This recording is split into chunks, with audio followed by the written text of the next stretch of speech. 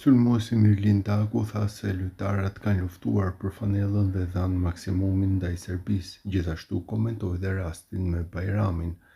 Tifozët jo vetëm sot, por çdo ndeshje janë shtysa jonë kryesore, janë kënaqur me ndeshjen e sotme sepse luftuam në maksimum deri në limitin e futbollistëve. Kemi luftuar për fanellën, po të ishim me sy hapur, mund t'i kënaqeshnim me fitore, por shpresoj që në ndeshjen e ardhshme të fitojmë dhe të vazhdojmë për ëndrrën. Edhe po të fitonim sot, ndeshjen e radhës do të futeshim për fitore sepse vetëm ajo ta jep sigurinë për të vazhduar më tej për të ndërruar për botrorin. Çdo ndeshje ne futemi për fitore. Do doja dhe unë që të paktën të shënoja gola për sa i përket tatuazhit, ajo do të kishte ardhur instinktivisht. Inshallah do të kënaqete në ndeshjen tjetër tifozët. Isha duke goditur, por në momentet e fundit e dëgjova Bajramin duke më thirrur dhe në momentet e fundit ndrova mendje dhe i kam dhënë topin Bajramit.